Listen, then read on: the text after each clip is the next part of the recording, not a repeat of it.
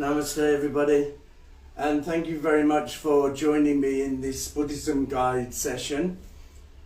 This is part 9 of how to awaken your mind, and in this session we're going to be looking at thoughts and emotions. These are two key areas that can really close down our minds and not awaken them. So let's look at the thoughts first, because these are the most important things, because what we think, we become, and first we think and then we act. So the thought process is extremely important. So we need to change our relationships with these thoughts. A thought is just a thought. That's it. It is just a process of the brain. Just because we're thinking something, it doesn't mean that it's true. It doesn't mean that it's kind or helpful. And it certainly doesn't mean it's who you are. We shouldn't identify with these thoughts. What happens is that there is a stimulus, say from outside of us, and that stimulus is interpreted in our brain. So this part that interprets what is going on in the outside world cannot be trusted, because if it doesn't know something, it will fill in the gaps with whatever it thinks is the closest thing, which means a lot of the time what we're thinking, our perceptions, are not true. They are just that. They are just a perception. They're just a thought in our minds. So it becomes really dangerous for us to start following every thought. And it certainly is dangerous to identify with these thoughts. Just because you're thinking a negative thing, it doesn't mean you're a negative person. A thought is not who you are. You are not a thought. So on average we have around 60,000 thoughts every day. So how can we say that a thought is who we are? Which thought are you going to pick out of those 60,000 and say, oh yeah, this is me? We can't, or we shouldn't do that. So what happens is that, well, let's say you have a dog. I mean, a lot of you have had dogs, or you know people who've got dogs. And if you take your dog out and you throw a stick for the dog, then the dog will just chase after that stick. It won't stand there and think, oh, that's a nice stick. It's a nice piece of wood and it's long enough and it's round enough. It doesn't do that. It just sees the stick go flying and it runs after it. That is exactly what we do with our thought process. A thought comes into our mind and straight away we run after those thoughts. You know, by the end of the day, we're physically and emotionally exhausted yet. And of course we are. We've been running around and chasing after 60,000 thoughts. Of course we're going to be mentally exhausted. So if you've ever seen a bird of prey that flies around and around and it watches and it looks and it observes, that's what we should be. We shouldn't be like a dog chasing after every thought. We should be observing and analysing and checking before we allow ourselves to follow that thought. So this is a skill. I mean, we're so used now of chasing after every thought. We've spent so much of our lives chasing after these thoughts that we never stop to think, hang on, why am I thinking this? Or is this a skillful way for me to be thinking? Is it a helpful way for me to be thinking?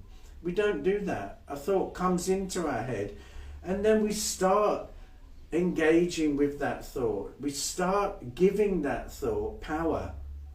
Remember, a thought is just a thought and it's only a process of your brain. It has no power. If you allow a thought to come and go, it will do that. It will naturally come and it will go on its own. It's only when we stop it that it becomes powerful. We give it power. So you say, oh, these thoughts are so powerful. You are making them powerful. Nobody else is making them powerful. Those thoughts only exist in one place, and that's there in your head. They don't exist outside. So nobody can make those thoughts powerful, only you. So if you can make them powerful, then you can do the opposite and allow those thoughts to come and go. The best way to do this is to meditate and mindfulness. So meditation, how is meditation going to help with our thought process? Well, when we sit and do meditation, what we're doing is we're focusing our mind on one thing, whatever that is, the breath or a chakra or a candle that's lit or a Buddha statue, whatever it is. We have one focus on that thing. So what we're doing there is we're teaching our mind how to stay focused.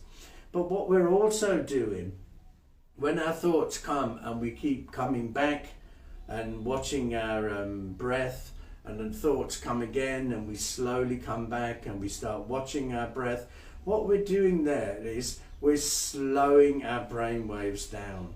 When we slow those brain waves down, it's easier for us to catch those thoughts because we're becoming calm.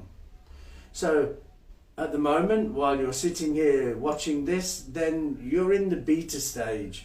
So it's like there's 60,000 thoughts, very difficult to catch those thoughts.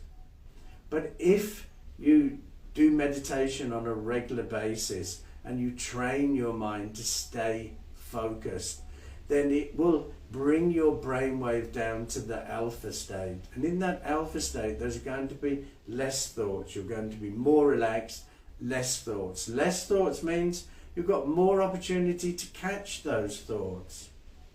If you carry on meditating, you can go down to the theta brainwave stage, which is deep relaxation.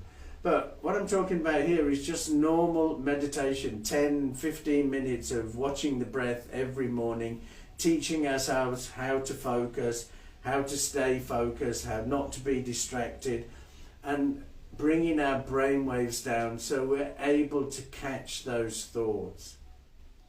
So that we can do as a fixed practice, using meditation to slow those brain waves down. Once we've done that, during the day, we use mindfulness to actually be able to check those thoughts. A lot of the time, we can't check those thoughts because we're not even conscious of what we're thinking. We've gone off into the land of imagination. We've gone way into the future, into a fantasy world, telling stories about this or will happen and this won't happen. Or we've gone back and we're rehashing something that happened earlier on, somebody spoke to you or something happened and it keeps coming back in your mind. When we're in these thought processes, it's so difficult to catch those thoughts. And a lot of the time we don't catch them because we're not even aware of it. We're not even consciously thinking. We're thinking from past experiences, or we're interpreting the situation wrong, or we're just in that autopilot mode. So when we're being mindful, when we use mindfulness, it brings us back into the present moment. So now you're aware of what your thought process is. You're aware of how you're interpreting this situation. So when you're aware, you can make choices. When we're not aware, then how can we make choices? How can we decide this is a good thought or this is not a very good thought? If we're not aware of our thought process, we can't do that. So that is why it's important to do regular meditation every morning, to train your mind to be able to focus. And then during the day, keep bringing yourself back. You can use your breath to bring yourself back. You can use your checking in with your body to bring yourself back. You can use any of your 5 senses to bring yourself back. The more that we train ourselves to keep coming back to the present moment, the more we're going to be able to catch those thoughts and then let them go. The ones that are not skillful and are not helpful and are negative and pessimistic, we can learn to let them go. As soon as you let one thought go, straight away another thought is going to come along. It's not like I'm asking you to stop thinking, because that's an impossibility. What I'm saying is slow those brain waves down, use mindfulness to be able to check what is this thought process and how am I interpreting what's going on here. Is it real? You know, when is the last time you stopped yourself and went, hang on, is that real? Should I be thinking that way? Or am I being biased, or am I thinking from old past experiences that no longer have any relevance to me? When was the last time you did that? Probably either never or a long, long time ago. So what we need to be doing is that we need to be looking, why am I thinking this way? Is it correct way for me to be thinking? Is it a skillful way for me to be thinking? If it is, great, follow that thought. If it isn't, then let that thought go. And then another thought will come along. Don't chase 60,000 thoughts. Nothing good is going to come from that. You'll just wear yourself out. You know, by chasing those thoughts, we're not being productive and we're not being creative. And maybe we're not even seeing the world the way the world really is. We're just interpreting it in a wrong way. We need to be looking at that. Just because we're thinking it, it doesn't mean it's true. So remember that a thought is just a thought. It's not necessarily true, it's not necessarily helpful, and it certainly isn't who you are, so don't identify with those thoughts. A thought is just a process of your brain. It has no power unless you give it power, and you give it power by building a story around it, by fixating on that thought and then another one and another one. So don't give it power. Do the meditation in the morning, slow those brain waves down. Those brain waves can stay slowed down. Once you train your mind to slow those brain waves down, it really is easy. It really is like simple for you to like catch those thoughts. And particularly if you're being mindful, keep bringing yourself back to the present moment. The other thing I wanted to talk about in this session are our emotions. So again, and you know, now we're going into second waves and third waves, and now the pandemic seems to have got, you know, stronger again. We seem to be going backwards. I was sitting here this time last year talking about it, and here I am again sitting here talking about it.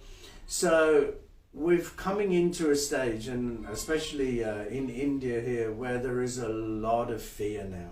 There is a lot of anxiety.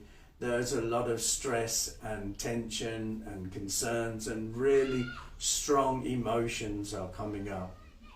So we need to be able to do this. We need to be able to look at those emotions. So again, just as I was talking about changing the way we look at our thoughts, we should also be changing the way that we look at our emotions, changing our relationship with them.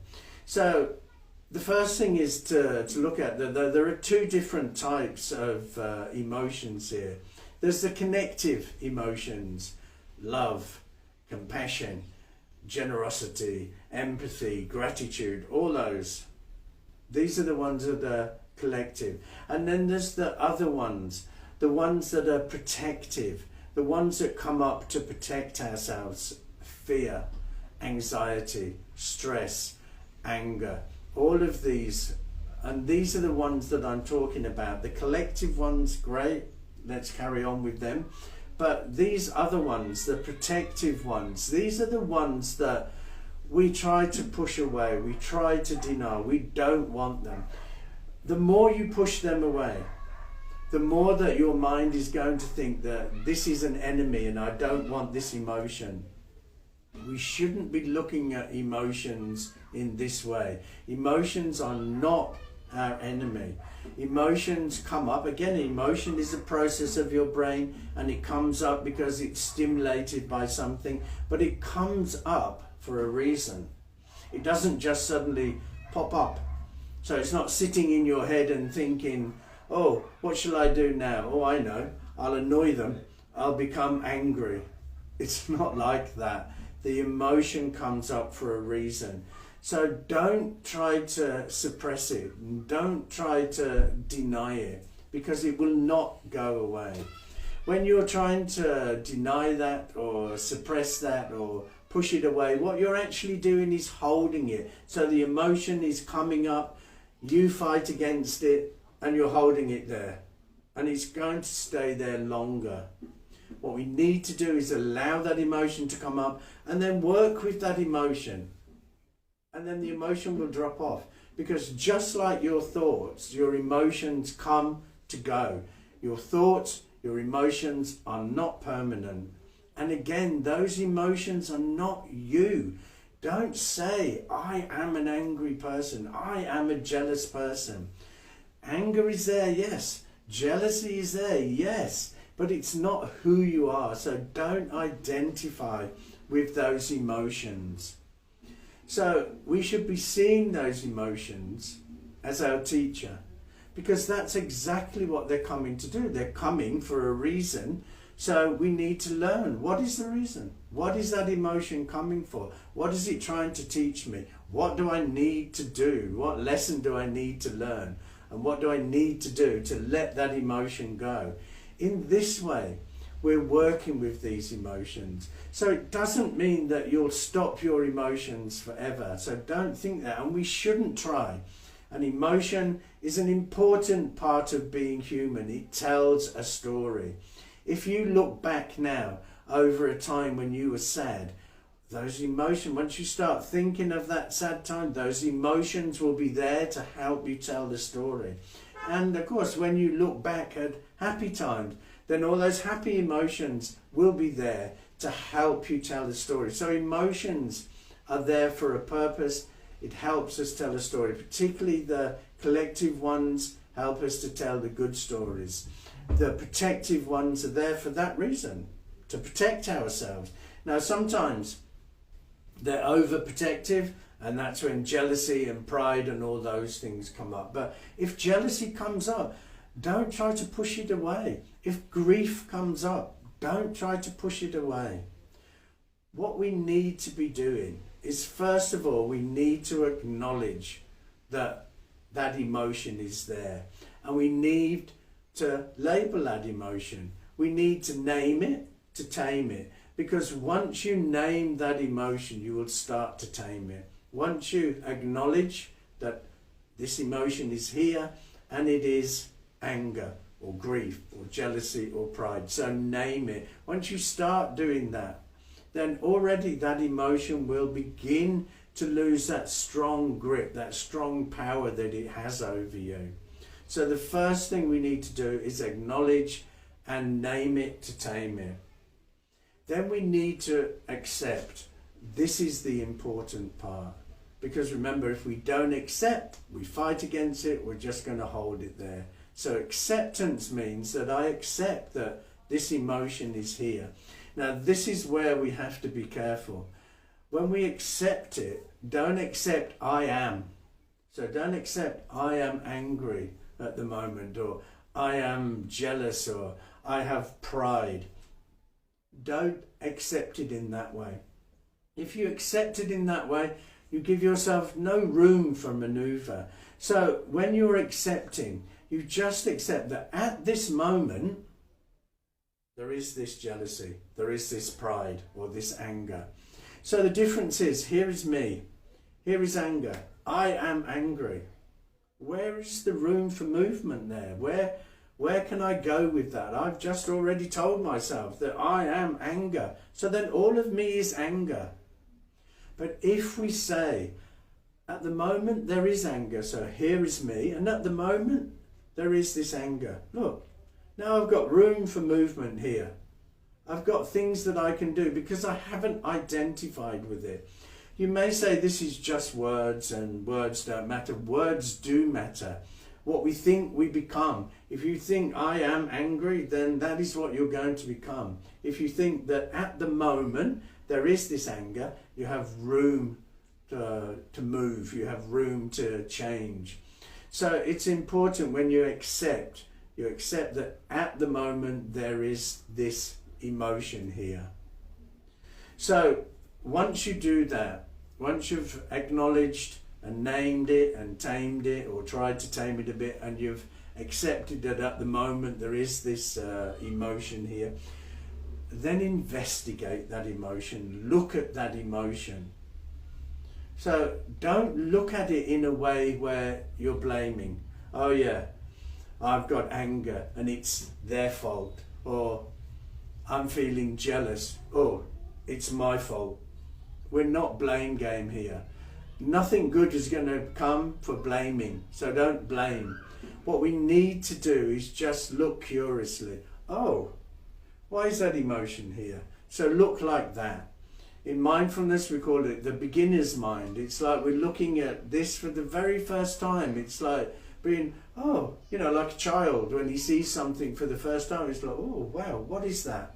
That's how we need to be looking at the emotion, in a curious way, in a way where we stand back and we just observe what is going on here. And the questions we need to ask ourselves: why did that emotion arise? Once you've looked at it, then you can ask yourself, what is that emotion trying to teach me? And then we need to think of a way of letting that emotion go. So the emotion has come and it's trying to teach me that I need to be less sensitive and I need to be less ego driven. So then you look at, so then how can I do that? So we look at, why is the emotion arisen? Then we look at what is it trying to teach me? And then we look at, how can I learn this lesson? What can I do to let this emotion go? Now, I'm not saying that when you do this that the emotion won't come back, because the emotions are there. You will never ever stop being angry. You can catch the emotion early and you can let it go. But you cannot just let the emotion and not ever have any emotion. So this is one way that we can be looking at our emotions. Another way is what I've spoken about in one of the earlier sessions, is using the aware practice. So that is we're assessing the situation, we're asking ourselves, why did it arise? Then we're looking at, is it ethical? Is it built in reality? And then what do I need to do to be able to deal with that? So if you look back over part 2 and part 3, I spoke quite a lot about the aware practice and how we can use it in mindfulness, and we can also use that aware practice here as well. So the key for dealing with your emotions is not to identify with them, is just to acknowledge that they're here and accept that they're here, and then investigate them quietly and sit back.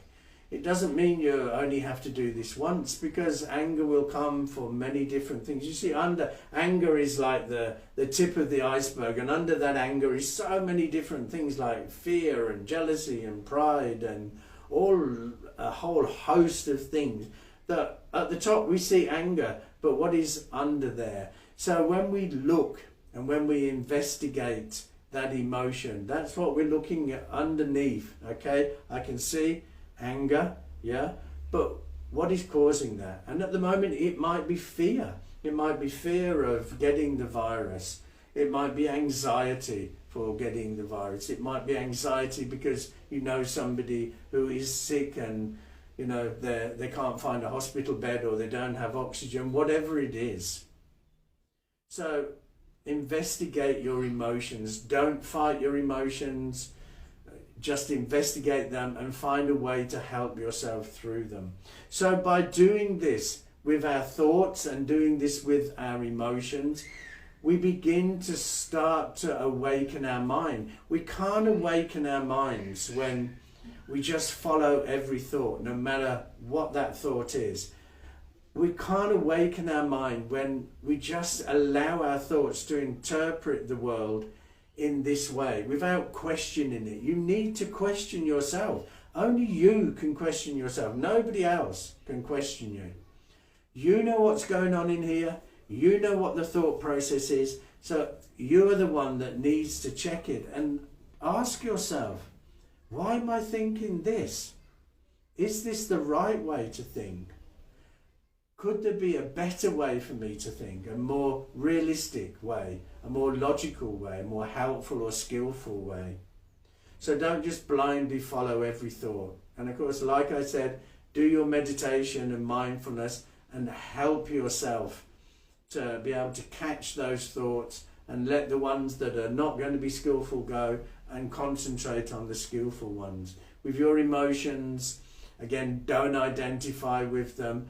Don't label them that this is a good emotion, this is bad emotions. Emotions are there. They're here, those emotions are here to tell a story. So what is that story they're trying to tell us? Investigate. Don't fight the emotion. If you look at your thoughts and your emotions like this and deal with them in this way, then slowly but surely your mind is going to awaken. If you don't do anything else and you just see your thoughts in this way, do the meditation, do the mindfulness. If you see your emotions in this way and deal with them in this way, if you don't do anything else and you just do that, I can guarantee you, slowly but surely, your mind will begin to awaken. You'll begin to start to see things more clearly, start to see things more realistically, start to interpret the world in a different way, in a way that's going to be wiser and more skillful. So thank you so much for joining me in this session. Please stay safe and stay healthy and wear your masks. It doesn't matter if the government say wear it or you don't, everybody else is not wearing them. Wear your mask, they work. Wash your hands, keep social distancing, keep safe. I want to see you all back here for the final part, which is next week, of how to awaken your mind. So thank you for joining me this week. Have a great week ahead. Stay healthy, stay safe. Namaste.